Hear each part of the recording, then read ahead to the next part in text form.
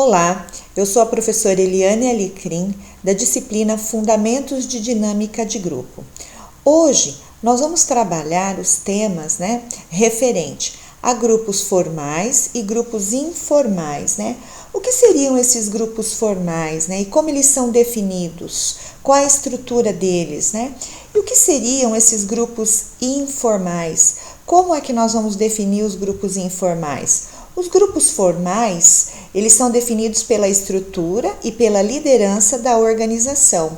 E os grupos informais são definidos por interesses comuns ou afinidades entre os integrantes, Os grupos informais, eles são chamados de grupos primários, ou informais. São aqueles constituídos para a satisfação das necessidades básicas do indivíduo e a formação da sua identidade. Qual é a característica básica, dos grupos informais? É que o vínculo para se manter esse grupo são vínculos afetivos interpessoais. Existe uma hierarquização do poder no grupo, E o exemplo clássico de grupo informal e grupo mais conhecido é a família. A família na antiguidade. Houveram muitas mudanças no decorrer dos anos, em relação ao conceito de família, a visão que se tem de família. Então, nós vamos falar um pouquinho da questão da família na antiguidade. A configuração de família, no seu surgimento, está atrelada ao casamento monogâmico, heterossexual, ao modelo patriarcal e à propriedade privada, o poder do homem sobre a mulher e a sua prole. A família na Idade Média, lá no século XIV, ela estava impregnada de ações públicas, a uma exteriorização das atividades e da vida da família.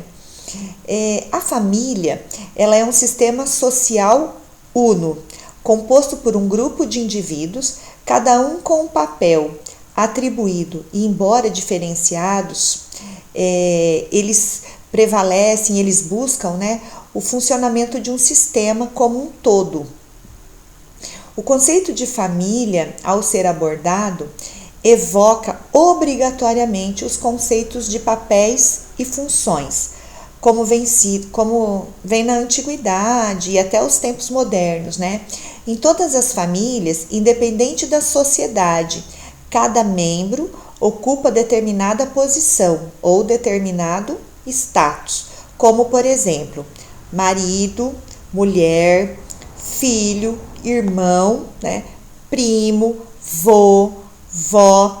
E fica muito claro que cada pessoa vai ocupar um papel específico e que neste papel vão existir hierarquias, Esses papéis, eles mostram as expectativas de comportamento, de obrigações e de direitos que estão associados a uma dada posição na família ou no grupo social.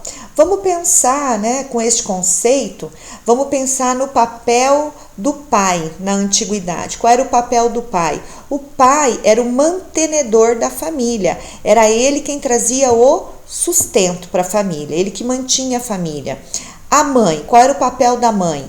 A mãe, ela era a educadora, ela era a pessoa que dava o afeto, E os filhos tinham, qual era o papel dos filhos, A obediência.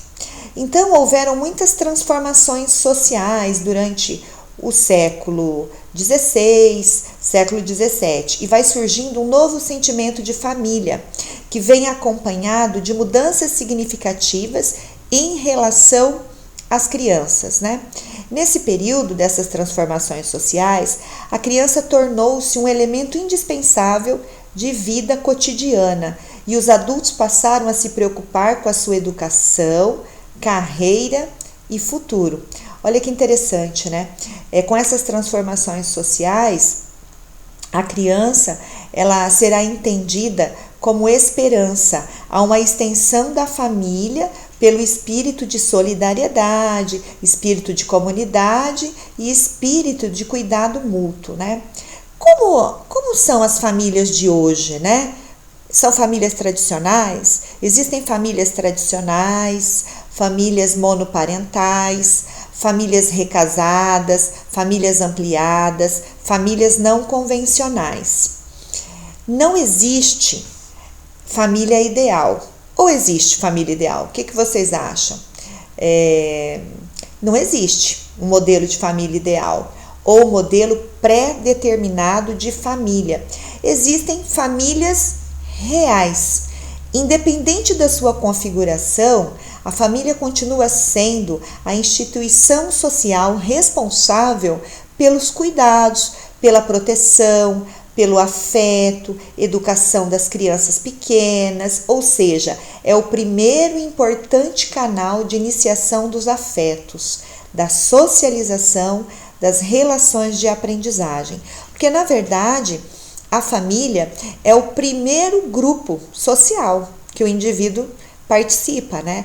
E é nesse grupo que ele vai aprender a desenvolver as suas relações interpessoais. Então, por isso que a família, ela tem assim um papel muito importante no desenvolvimento geral, do desenvolvimento social, psíquico, cultural, econômico do sujeito. Por quê? Porque é lá que vão acontecer as primeiras relações interpessoais. E essas primeiras relações interpessoais, elas têm que estar envolvidas de afetividade. Qual é o papel social da família? A família é a base da sociedade e tem especial proteção do Estado. Então, a família, qual é o papel social dela, né? De proteger os membros dessa família. E o Estado também, né, com a evolução, também assumiu esse papel de proteção dessa família. Quais são, né, as funções da família? Né? Regulação sexual, reprodução, socialização, afeto, proteção e educação formal. Se eu perguntasse para vocês, né, quais são os tipos de família que existem hoje, na atualidade? Será que todas as famílias da sociedade são constituídas por pai, mãe e filhos? Né? Esse conceito ele tem mudado muito nas últimas décadas, né? E hoje nós temos famílias constituídas apenas por mãe e filhos, pai e filhos, avós e netos. Nós temos também famílias, né, de amigos. Eles são amigos, moram juntos e se consideram família. Então, a estrutura, esse modelo tradicional hoje já não existe mais. Nós temos, por exemplo, famílias de mãe, mãe e filhos, pai, pai e filhos. Olha que interessante, né? E aí a gente começa quando a gente fala do papel social da família, que é proteger esses indivíduos, né? O que é mais importante? É a representação de uma família que tenha pai, mãe e filhos, que é a tradicional, mas que não tenha afeto, que não tenha carinho, que não tenha boas relações interpessoais, ou uma família que não seja considerada tradicional, mas que existe afetividade, que existem boas relações interpessoais, né? Porque nós estamos falando aqui na nossa disciplina tanto da questão dos grupos. E para se ter um grupo, o que é mais importante, né, para se manter um grupo unido? Não são as relações interpessoais? É a mesma situação da família. Então, a família, ela é um dos primeiros grupos que nós mantemos contato. Então, aí está a sua grande importância, porque é nesse grupo que você vai aprender a se relacionar com outros grupos. E o comportamento que você aprender, que você emitir na família, consequentemente, você vai emitir no seu meio social, correto? Então, vejam bem a importância das relações interpessoais no relacionamento familiar, né? Então, olha como este grupo informal, ele é de suma importância para o desenvolvimento social, cultural e econômico de toda uma sociedade. Agora a gente vai falar um pouquinho sobre os grupos formais, né? Que são chamados também de grupos secundários. E o interessante é que eles são constituídos, né, de uma forma um pouquinho diferente do que são constituídos os grupos informais. Porque os grupos informais, a constituição básica é a questão da afetividade. Os grupos formais, eles têm uma necessidade sistêmica, né, de interesse de grandes grupos e classes. Sua identidade, ela é construída pelo papel social que o indivíduo desempenha e o poder está centrado na capacidade e na ocupação social dos seus membros. Olha que interessante. Então, a formação do grupo formal é um pouquinho diferente, porque ela está vinculada ao quê? A questão da identidade e do papel social que o indivíduo desempenha na sociedade. Um exemplo disso, né? Vamos pensar assim, o grêmio estudantil, o conselho de classe de uma escola, um time de futebol, por exemplo. Assim, um conceito, né, de grupo pode ser proposto, que é uma estrutura de vínculos e relação entre pessoas que canaliza uma circunstância, uma necessidade individual que se torna um interesse coletivo, né? Olha que interessante. Então, o grupo formal, ele vem e ele se forma através do quê? As pessoas, elas têm os seus objetivos individuais. Olha que interessante. Ela tem os objetivos individuais, mas todos que se reúnem lá têm o mesmo objetivo individual. E este objetivo individual se torna um objetivo coletivo. É interessante isso, né? Apesar de ser um conjunto de pessoas, não é simplesmente a soma dos participantes, o que significa que qualquer mudança que ocorra em um dos participantes vai interferir no estado geral do grupo. E por estarmos sempre mudando, é que o grupo é dinâmico e que o grupo vai mudar. Por quê? Porque o indivíduo, o homem, ele é um ser social e ele vai sofrer mudanças a todo momento, né? Quando o grupo se estabelece, uma série de fenômenos passa a atuar sobre as pessoas, individualmente, consequentemente sobre o grupo. É o chamado processo grupal. Vamos destacar alguns, né, desses fenômenos. E o que mais nos chama a atenção, né, dos fenômenos que ocorrem no grupo é a coesão. Significa o quê? É o resultado da aderência do indivíduo ao grupo, a fidelidade aos seus objetivos e a unidade nas suas ações. Todo grupo só consegue sobreviver se mantiver uma atração entre os membros, né? Se eles tiverem uma coesão. Assim, faz-se necessário uma certa pressão entre os membros para que eles permaneçam no grupo. É interessante isso, né? Porque eles têm que estar unidos, mas ao mesmo tempo eles têm que estar pressionados e eles têm que ter o mesmo objetivo comum. A maior coesão é obtida quando o grupo observa que as finalidades estão sendo cumpridas e que os resultados estão sendo obtidos. Vou dar um exemplo para vocês.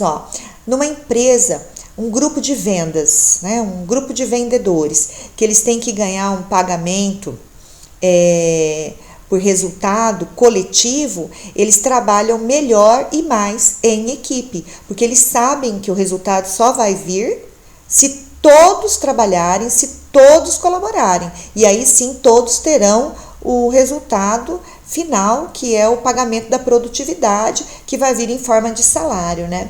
Quanto maior é a coesão, maior a satisfação dos membros e maior é a produtividade, que é esse exemplo que eu dei. Então, quanto maior o grupo estiver unido, quanto maior eles tiverem objetivos em comum, maior vai ser a motivação, maior vai ser a satisfação e maior vai ser o resultado que eles vão apresentar, né? Isso a gente pode observar, por exemplo, num time de futebol. Isso a gente pode observar nos centros acadêmicos, né? Isso a gente pode observar dentro das empresas, quando você trabalha com equipe e você cobra resultado por equipe e paga prêmios de produtividade por equipe, né? Quanto mais ele reveste do sentimento de equipe, melhores serão os resultados obtidos e vice-versa. Quanto melhores os resultados, mais aumenta a coesão do grupo, né? Quando um time de futebol, ele ganha o primeiro jogo, ele ganha o segundo jogo, isso vai propiciar o quê? Mais união, mais cooperação, mais solidariedade e mais motivação entre os membros do grupo, né? Existem alguns padrões grupais, né? O que são padrões grupais? São expectativas de comportamentos partilhados por partes do membro do grupo. Esses padrões ou normas de comportamento são estabelecidos com a especificação de atitudes ou comportamentos desejáveis por parte dos membros do grupo. A partir disso, estabelece-se uma fiscalização por parte do grupo quanto ao cumprimento dessas normas, aplicando sanções a quem não as cumpre. Então, vamos pensar num grupo. Na sala de aula, nós falamos bastante sobre a questão da violência contra a mulher. Então, vamos pensar num grupo de mulheres que sofrem violência e elas participam de um grupo de conscientização para conscientizar outras mulheres. Elas organizam movimentos, fazem reuniões, palestras, passeatas. Então, esse grupo, para ele poder existir e continuar existindo, ele vai ter que ter objetivos em comum. Quais seriam esses objetivos em comum? Conscientizar outras mulheres da não violência, né? Conscientizar a mulher de que ela não pode permitir sofrer tanta violência. Objetivo comum, então, conscientização das mulheres em relação à violência. Qual seria um outro objetivo? Abranger o maior número de mulheres possíveis para que isso não venha a acontecer. E aí, eles teriam algumas regras básicas, né? Qual seria a regra básica? Primeiro, que todas que participassem do grupo não permitissem serem vítimas de violência. Então, é muito interessante. Quando você forma um grupo, você vai estabelecer algumas regras básicas, né? E o próprio grupo, se tem uma mulher lá que sofre de violência, o grupo vai apoiar, vai acolher, vai orientar para que ela venha deixar, né, de sofrer essa violência, para que ela venha tomar consciência dos seus direitos, né, e tudo mais. Esses padrões muitas vezes não são explicativos, mas espera-se que o indivíduo, ao ingressar no grupo, os perceba. Olha que interessante. Então, eu tenho uma mulher num grupo de mulheres que já são conscientes, que não sofrem violência, mas eu tenho uma mulher que entra nesse grupo vítima de violência doméstica. E ela vai participar do movimento, vai participar das palestras, vai participar da passeata, e a partir de então ela vai tomar consciência, pessoal. E é muito interessante que quando se coloca que esses padrões, né, não são explicativos, mas ela vai tomar consciência disso.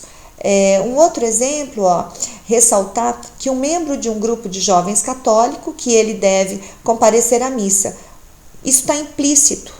Né? Ele participa de uma denominada religião e está implícito lá nas regras dessa religião que ele vai ter que participar, vai ter que cultuar determinado dia da semana e tudo mais, né? Uma outra situação, um outro exemplo, usuários de drogas que participam de grupos de acolhimento. Eles vão ter que abandonar o uso da droga, né? E eles abandonam. Por quê? Porque o objetivo do grupo é esse, é fazer com que o sujeito tome consciência de tudo aquilo, né? E que ele deixe esse comportamento que está prejudicando as suas relações interpessoais, que está prejudicando ele dentro da sociedade. Um outro fator muito importante nos grupos é a motivação.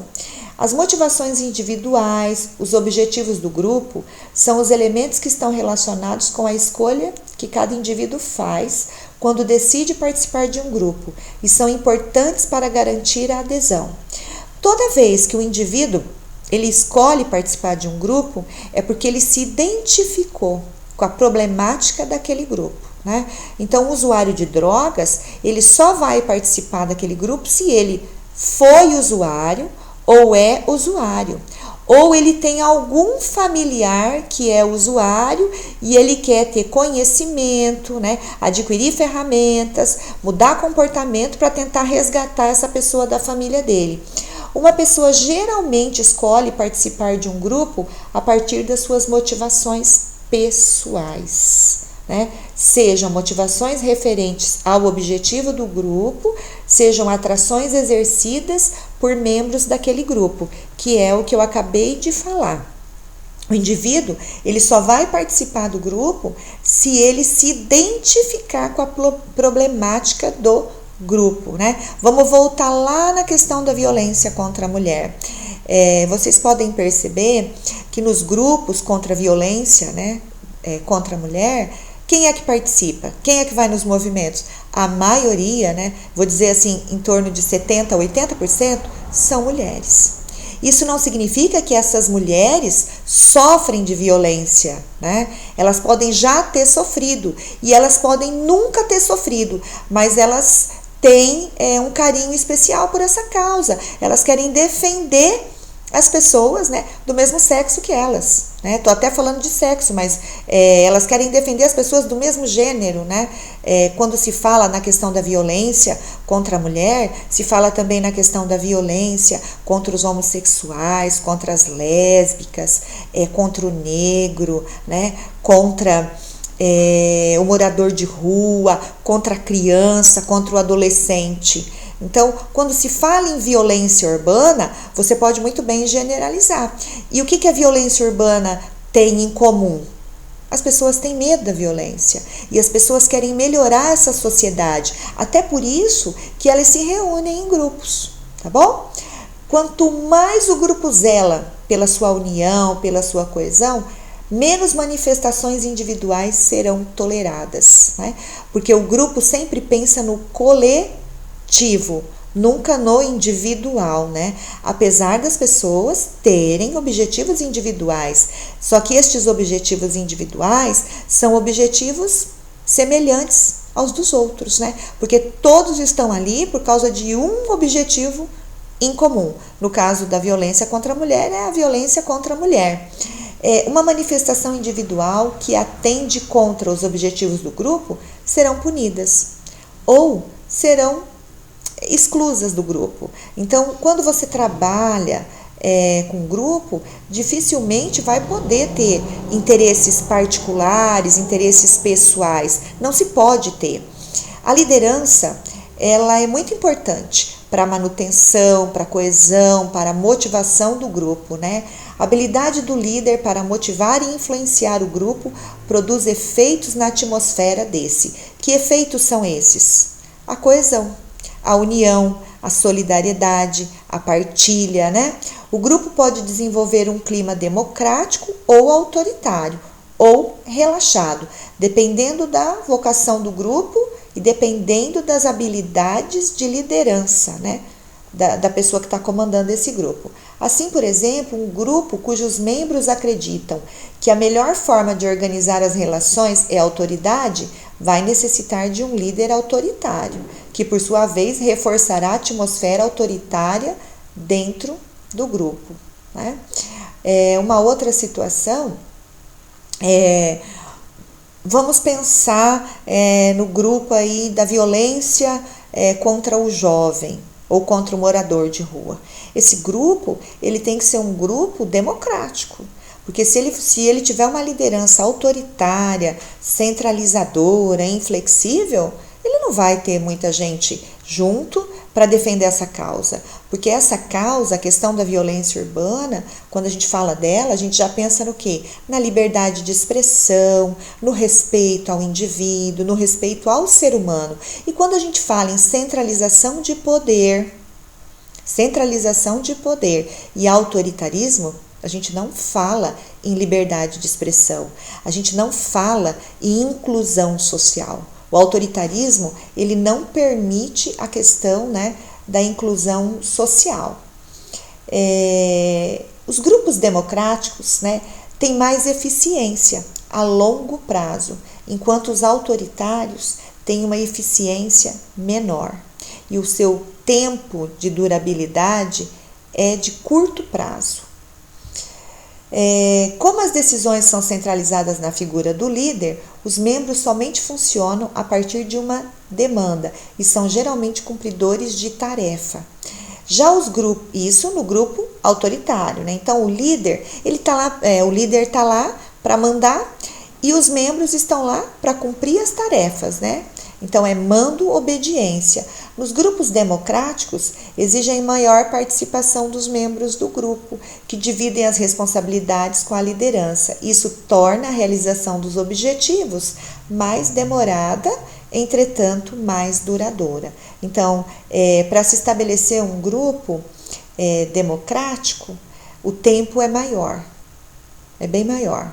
Só que para você permanecer com esse grupo também é bem maior, porque a coesão, quando ela acontece, dificilmente, né, ela vai ser quebrada.